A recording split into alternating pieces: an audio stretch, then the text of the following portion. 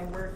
All of my work deals with sort of our relationship between our sort of mental self and our physical bodies. And I sort of explore this issue through our experience of space. So a lot of my works are video projections and video installations that sort of transform the space of the gallery or the museum. And a lot of the works create sort of an illusionary space that we sort of imagine in our minds. And in this piece, this is an extension to sort of the existing wall.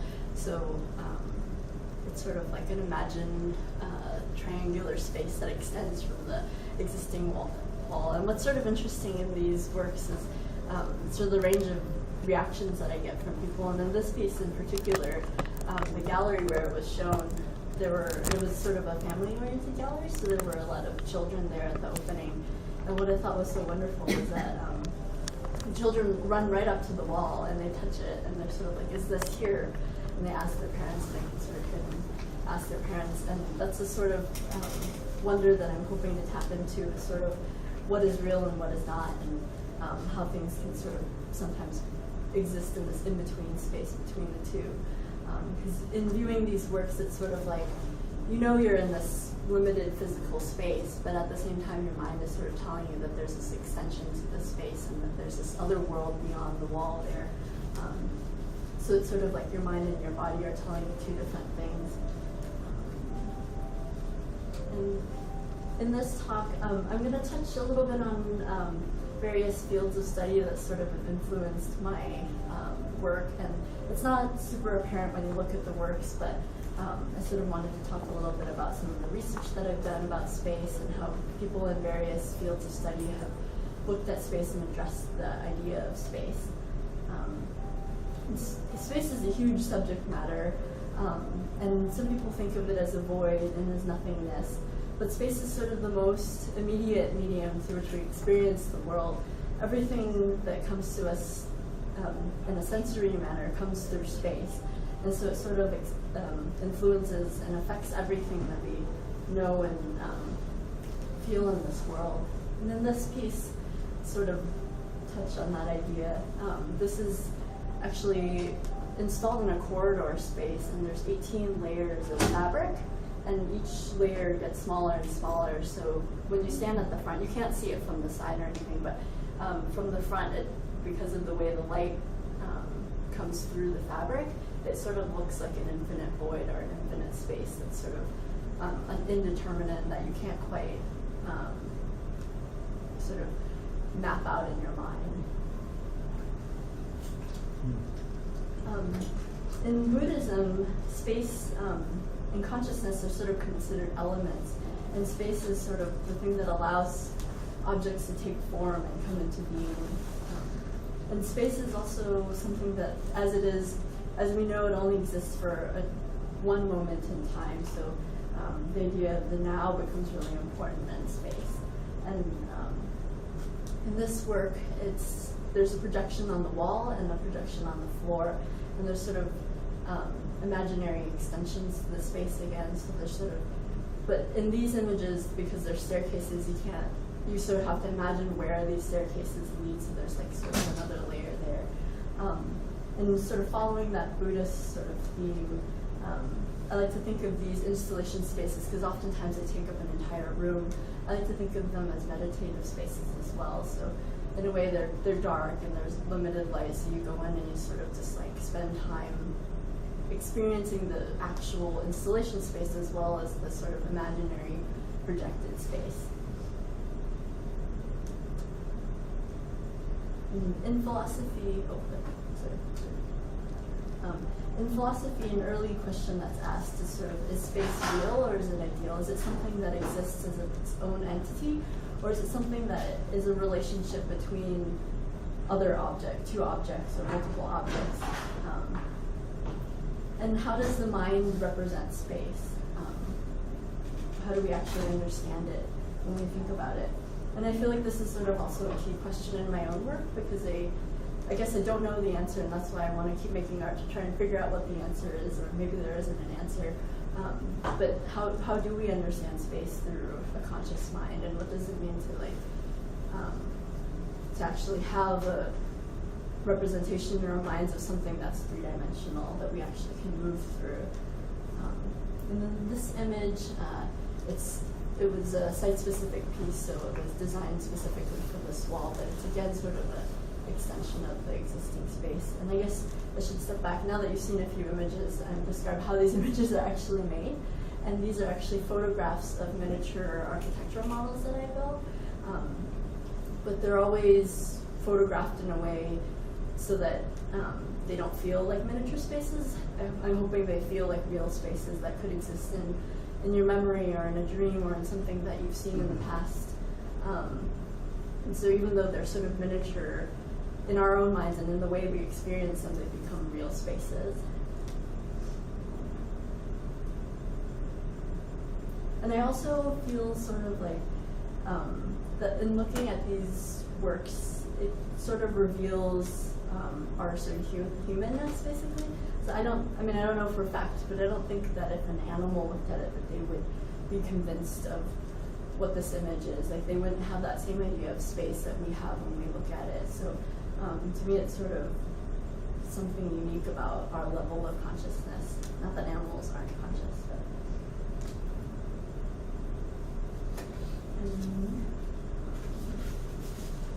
Also going along the trajectory of philosophy, the phenomenologist Merleau-Ponty, he sort of talks about this question of realism versus idealism as sort of a moot point, because it sort of overlooks the fact that arguing like whether or not space is sort of something that exists on its own, or if it's something that's a relationship, we're forgetting that in all of our understanding of this world, we're sort of looking at it through the lens of consciousness and through the lens of our body moving through space. So he sort of begins to point out that our sensory experience of the world is sort of shaping what we understand. So it shapes what we understand of space.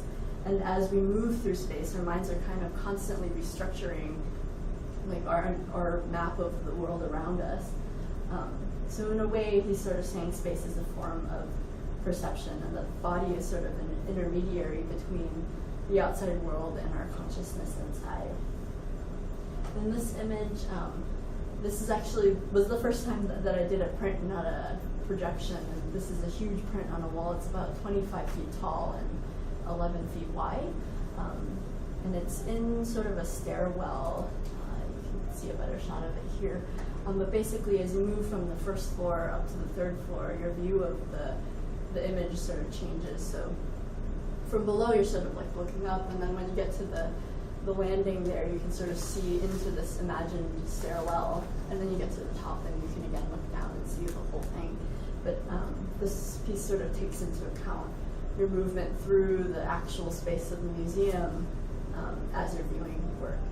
And again, this is a photograph of like a miniature model, a miniature architectural model. Which museum? Sorry, what?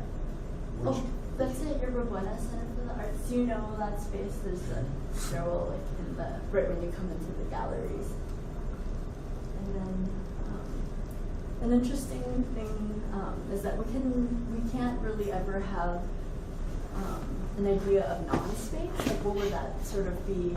I have no idea. The absence of space seems impossible to imagine. And we can imagine empty space, but not non-space. Sort of like the idea of without speaking too much about science, something that I'm not an expert on, but sort of like if we were to imagine the moment right at the Big Bang, it seems so impossible for most of us. Because everything is sort of existing at one point. And in this work, it's sort of touching that. It's not quite non-space, of course, but in this work, I sort of rounded out the corners of the gallery, and so when you come in, you sort of see this void in the corner of your eye, and you can't quite map out what's going on there. And it all has to do with sort of the way it's lit and the way it's curved, and basically there's no point for your eye to sort of, because there's no edges, there's nowhere where the light sort of creates shadows, and there's nowhere where your eye can actually be like, oh, this is where one thing ends and the other begins.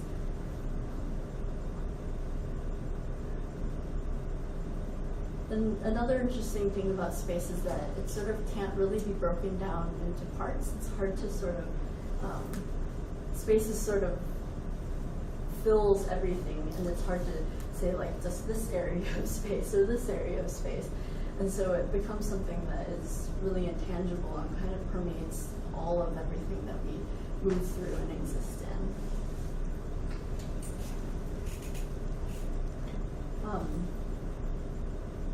Bertrand Russell's thinker, he wrote this essay that I found to be sort of influential in my thinking, and it was titled Psychology of Space, but he sort of talks about remembered space and imagined space, and how it relates to real space that we're actually experiencing.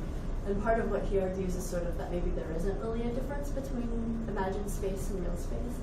And in some of my works that try to explore this idea, so there's this, in the gallery works, it's sort of like you walk into the gallery and there's the actual physical space that you are existing in. And then there's sort of this imagined illusionary space that's being projected on the wall that you sort of, it's human scale, so usually it's like easier to imagine sort of entering that space or imagining that it's a real place somewhere. But then, like, for example, in this work, there's sort of this window on the side, and you don't know what's outside of that window, so you begin to imagine, again, another layer of space that's beyond what you can actually see. So it's sort of all these layers of space, and the question is, what is our experience? How does the experience of each of those differ? And on some level, I agree with Russell that there isn't any sort of difference, but at the same time, of course, through our bodily experience, there is a difference, and we can't actually walk into that space. But I guess the question sort of is, do we have to walk into a space to understand it or to imagine it, and to have a meaningful experience of it? And without, oh, this is another shot. Those two images were sort of facing each other, but they're similar to the previous images that I showed before, so they're just sort of extensions of the existing space. And without talking too much about science, since I'm not an expert, but I'll mention sort of the things that have influenced my thinking and have been sort of curious to me. From a biological sort of standpoint, our bodies have evolved to experience space in 3 dimensions. So even the way that we're physically built is designed so that we can understand space and move through space in a sort of relatively smooth way. So sort of like gravity is sort of our sixth sense, and we've evolved to experience gravity on this planet, and we can walk without tripping and falling and without our legs sort of flying up in the air. Our bodies are designed to sort of control how we move through space, but also how we understand space. It's like depth perception and how we see and how we map out the world, and how we have 2 different eyes that can work together to basically create a visual understanding of the world around us. And in this image, again, it's an extension to the real space, but in this one I sort of included this area that is of an undeterminate sort of space. So with the architectural extensions, it's sort of very obvious, sort of like I'm telling you, these are the walls that I'm extending. But in creating this void in there, it's sort of like, okay, well, now I'm also adding a non-space into this architectural defined space. And also in this image, the floor is actually a photograph of the real floor, so the floor sort of extends into the image as well. Is that a projection? That's a projection, yeah. So again, without talking too much about science, since I'm not an expert, I'm also interested in sort of the physics behind space. And that one of the questions in my mind, and I don't know what the answer is, but sort of what are the implications of the idea that space is actually curved, and it's not actually, the way we actually understand it is not the way it actually is. I think it's, for most people, maybe it's quite difficult to sort of imagine the 4th dimension and what, how space and time are connected, because we experience so much of our world in 3 dimensions, and time itself we can't really sort of move back and forth. And But what I'm attracted to is sort of this idea that as we experience our lives through time, we're actually also experiencing it as it changes through space. And another sort of interesting point to me is sort of that basically for us, we can't really exactly know where things are, and not for like large objects, obviously, for like small, very small subatomic objects. There's just the idea that basically we can't actually know where something is, and once we shine a light on it to try and figure out where it is, then it's actually probably changed itself. And this is an image of basically a laser cut grid, and I layered the grid here. I'll actually show the image so you can see it, but I layered the grid so that it would look sort of like a space, infinite space. And I guess one of the questions I often get is, do I digitally create a lot of these images, or is there sort of a lot of manipulation? And there isn't. Like the light and the yellow that you see in this image is all created in studio, so I actually like lit it with a yellow filter, and the light is what the actual light was. So it's not like I changed it in the computer afterwards. All I do in the computer afterwards is just sort of like crop it and clean up the specs and stuff like that. So I also think that it's sort of an interesting thing, like photographing this object that isn't quite a space is very much an object. It's like they're usually about like this big, like 6 inches by 4 inches by. This, like this? Like that was as well. That was like 6 inches tall maybe, and then 4 inches wide, and another 4 inches deep, or maybe 5 or 6 inches deep. But there are these little objects that I don't quite register as spaces, and then in photographing them, they sort of become transformed from objects to believable spaces. But I like that they sort of never actually exist as spaces, so they only ever exist in our imagination, sort of.